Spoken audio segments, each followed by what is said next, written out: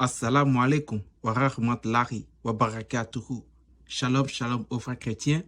Je déclare que tout musulman qui tombera sur cet enseignement soit éclairé et puisse voir les mensonges et ruses sataniques, arabiques et coraniques. Au nom puissant de Jésus-Christ. Amen. Le thème de ce jour sera: est-ce que Dieu peut parler avec un autre Dieu ou est-ce que Dieu peut prier un autre Dieu? La raison pour laquelle j'aimerais exposer sur ce thème est que j'ai eu à échanger avec beaucoup d'amis musulmans et ils me demandent souvent, si pour nous Jésus-Christ est Dieu, alors comment Jésus peut-il encore prier le Père qui est normalement Dieu? Ou si Jésus-Christ est Dieu, comment peut-il dire « je vais vers mon Dieu » ? En premier temps, nous allons appliquer le même raisonnement au Coran. Après cela, nous allons expliquer cette théorie dans la Bible et prouver enfin comment cette théorie de la Bible a plus de sens que le cas du Coran. Tout d'abord, nous savons que nos chers amis musulmans nous ont plusieurs fois dit que tout le Coran à partir de sourate 1 jusqu'à la sourate 114 est la parole d'Allah. Et puisque c'est la parole d'Allah, certainement qu'Allah doit utiliser des pronoms comme je, moi, me, ou certainement qu'il doit utiliser des adjectifs comme ma, mes, mien, ou bien les miens, mon, pour que ça soit attribué à Allah lui-même.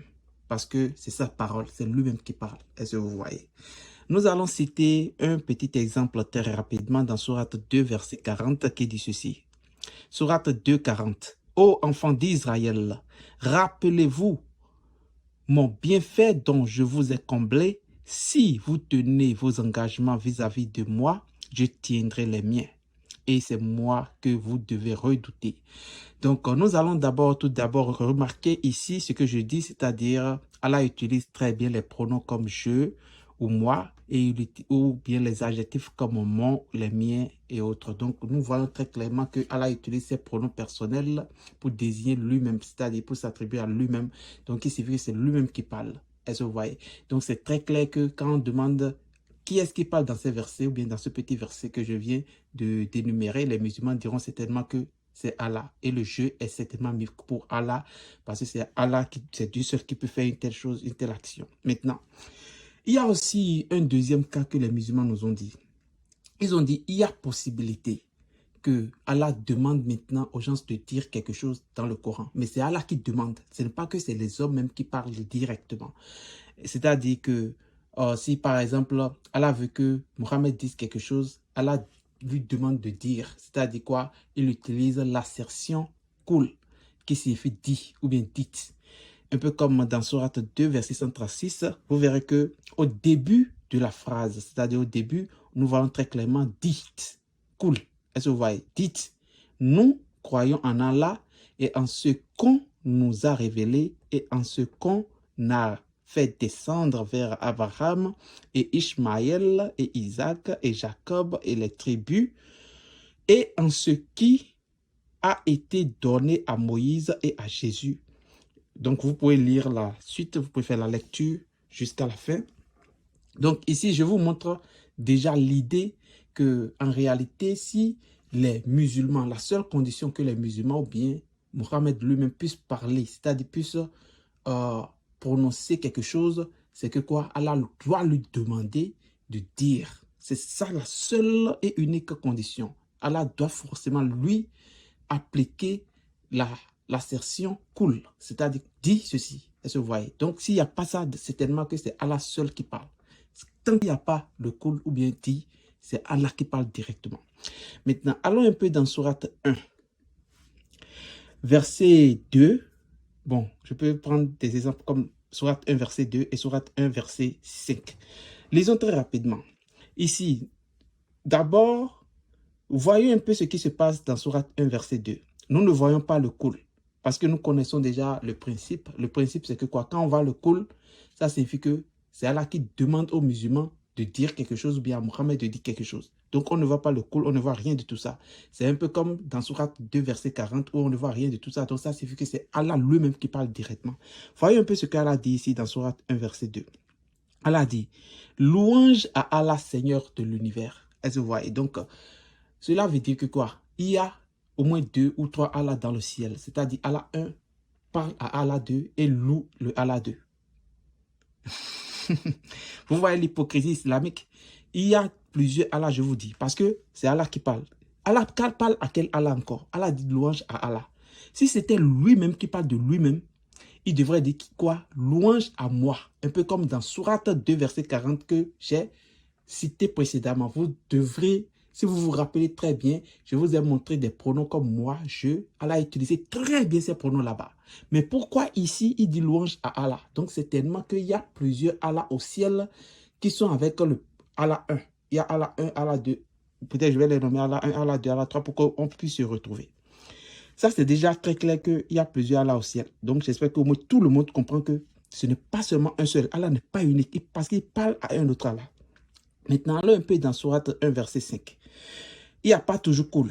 Vous connaissez bien le principe. La règle, c'est que quoi? S'il y a cool, c'est que c'est Allah qui demande aux gens de dire. Mais quand il n'y a pas ça, donc c'est Allah même qui parle. Maintenant, on dit, c'est toi que nous adorons et c'est toi seul que nous implorons. Donc maintenant, Allah aussi Allah, adore un autre Allah. Adama. Donc Allah là, le Allah 1 là, adore un autre Allah. Parce que c'est lui qui parle. Là, Allah 1 parle à Allah 2. Est-ce que vous voyez? Donc j'espère que ceci est très clair que il y a plusieurs Allah dans le Coran. Allah n'est pas un. Ceci contredit même beaucoup de versets, même pas sur 112, verset 1, qui dit Kuluhu Allahu Ahad. Kuluhu Allahu Ahad ne signifie même pas que Allah est unique. Ça signifie Allah est un parmi.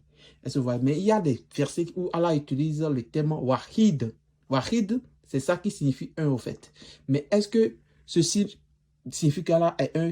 Non. Ça contredit tous les versets où Allah dit qu'il est Wahid. Donc, c'est très clair que l'islam est un siège de mensonges, de conneries et de ruse totale. C'est pourquoi Allah va dire dans Sourate 8, verset 30, qu'il est le meilleur, le plus fort en stratagème, c'est-à-dire le plus rusé de la terre. Donc, c'est très clair qu'on voit de là que l'islam ne peut jamais être la vérité. Je ne vais pas oublier de mentionner, s'il vous plaît, abonnez-vous, partagez, aimez. Et certainement que les jours à venir, cela peut m'encourager ou bien va m'encourager à faire encore plus de vidéos que vous ferez et vous utiliserez pour vous défendre contre les musulmans. Donc j'espère qu'aujourd'hui, vous savez maintenant comment répondre à un musulman qui vit avec ces conneries où il va dire, oh, ok, prouve-moi, Jésus-Christ a prié pour le Père, ok, prouve ceci. Dites-lui que lui aussi il a le même problème. Allah n'est pas unique tel qu'il le dit et que certainement il y a plusieurs entre eux qui se parlent entre eux. Est-ce que vous voyez? Et utiliser exactement le raisonnement tel que je l'ai utilisé, tel que je l'ai expliqué. Je suis certain qu'il sera bloqué, il verra lui-même qu'il n'a pas d'argument. C'est très clair et limpide. Ok, donc pour continuer très rapidement, je dirais tout ceci que c'est une sorte d'hypocrisie qu'ils utilisent et une sorte de ruse parce que la même chose qu'ils veulent soulever dans la Bible se pose dans leur Coran, mais ils n'aiment pas parler de ça quand c'est leur Coran.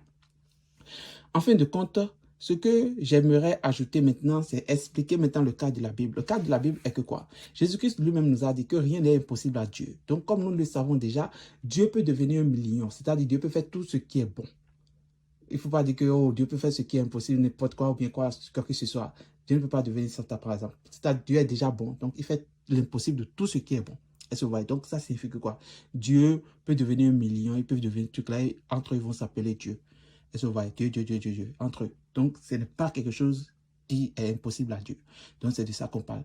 Donc, c'est très clair que le contexte de la Bible a plus de sens que le contexte du Coran. Pourquoi? Parce que Dieu peut se manifester en plusieurs dans la Bible, mais le Coran dit non jamais. Allah reste unique, intact, de façon charnelle. On peut interpréter de façon charnelle que c'est un seul. Il est comme un objet inerte qui ne peut pas faire ce qu'il veut comme il veut. Donc, ça signifie que quoi? Le cas du Coran n'a pas de sens. Pourquoi? Parce qu'on voit maintenant qu'Allah qui se divise et se parle entre eux.